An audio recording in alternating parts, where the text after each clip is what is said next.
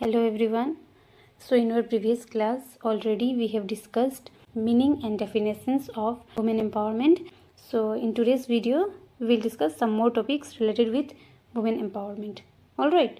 अभी हम पढ़ेंगे status of women in Indian education system. जो वुमेन का स्टेटस था इंडियन एजुकेशन सिस्टम वह कैसा था थोड़ा बहुत हम पढ़ने वाले हैं। पहले कैसा था अब कैसा है, you know everything we are going to learn. ऐसा मानते हैं कि कोई भी सोसाइटी कैसा है, ओके, उसका स्टेटस कैसा है वो कैसे पता चलेगा हमको, या फिर डिटरमाइन होगा वहाँ की जो वुमेन है वो सोसाइटी में रहती है वो लोग का स्टेटस कैसा है, उससे हम वो सोसाइटी का स्टेटस हम जान सकते हैं। ओके, ऐसा सोसाइटी में कोई भी टाइप का डिस्क्रिमिनेशन नहीं है, वहाँ पे किसी भी तरह का डिफरेंसेस नहीं है, डिस्क्रिमिनेशन नहीं है। Okay, in terms of gender हो या फिर कोई भी अलग चीज को लेके, तो उस सोसाइटी को ऐसे माना जाता है ऐसे good society. Okay, childhood, a girl is under the influence of her father.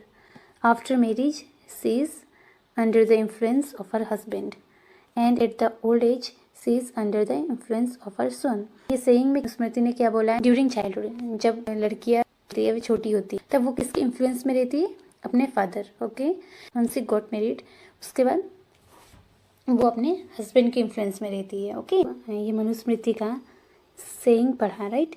इससे हमको थोड़ा सा समझ में आया या फिर आइडिया मिला कि वुमेन का कैसा स्टेटस होता है सोसाइटी में, डोमिनेटेड सोसाइटी। और यहाँ पे बहुत सारा चीज़ कस्टम ट्रेडिशन से इन्फ्लुएंस होकर रहता है। ओके, यहाँ पे एजुकेशन ही बहुत इंपॉर्टेंट रोल प्ले करता है इनका कहीं ना कहीं स्टेटस को चेंज करने में टू सम एक्सटेंट। वैदिक एज में वुमेन और मेन दोनों एजुकेशन रिसीव करते थे इक्वली। ओके, उस टाइम में किसी भी टाइप का डिस्क्रिमिनेशन नहीं था। इवन उस टाइम में बहुत सारे हाईली क्वालिफाइड वुमेन भी थी, ओके, जिन्होंने बहुत कुछ किया था अपने लाइफ में। बट ये सिचुएशन कब खराब होना स्टार्ट हुआ, during the time of Muslim era.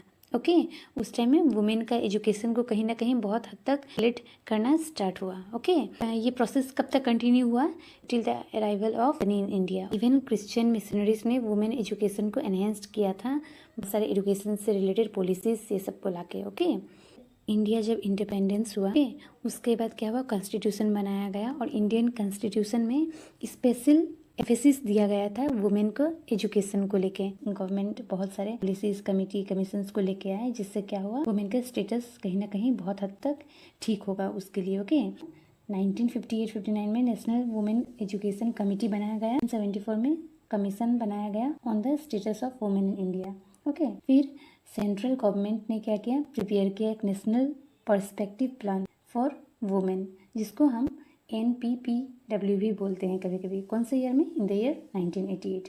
Okay, जहाँ पे स्पेशल एम्फेसिस दिया गया था वुमेन का स्टेटस और उसके एजुकेशन को लेके। Okay, national policy of education आया था in the year 1986 and the programme of action POE, जिसको हम कभी कभी बोल देते हैं, इन द ईयर 1992 में। Okay, national policy on education and programme of action दोनों ने क्या किया था, वुमेन एम्पावरमेंट के बारे में बात किया है। ओके, वुमेन एम्पावरमेंट क्या है, ये कुछ नहीं है बट एक टूल या फिर प्रोग्राम है, कर सकते हैं। जैसे 2001 सेंसस रिपोर्ट के अकॉर्डिंग लिटरेसी रेट इंडिया में कितना था, मेन एंड वुमेन का कितना था,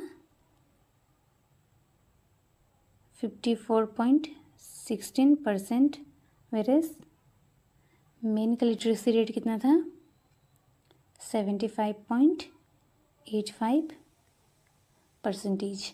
ओके, बाद में जाके गवर्नमेंट ऑफ इंडिया ने बहुत सारे स्टेप्स लिया था वुमेन का एजुकेशन के लिए। Okay, now the first point यहाँ पे है, to make women literate through programme, ज़्यादा से ज़्यादा वुमेन को लिटरेट करें। ओके, नेक्स्ट पॉइंट क्या है, टू मेक प्राइमरी एजुकेशन यूनिवर्सलाइज्ड। इसका मतलब ये है कि प्राइमरी एजुकेशन सबके लिए अवेलेबल कराना है। Okay, next is women should be engage in different educational activities through non formal education. तो वुमेन को क्या करें, अलग अलग एजुकेशनल एक्टिविटीज़ में एनकरेज किया जाए नॉन फॉर्मल एजुकेशन के थ्रू। दैट मीन्स जो फॉर्मल में नहीं पढ़ सकते हैं वो नॉन फॉर्मल के थ्रू भी और अलग अलग एजुकेशनल एक्टिविटीज़ में एंगेज हो जाए। Okay, so this is all about today's class. We will continue the topic in our next class, and if you liked my video, do like and subscribe my channel for further updates. Thank you.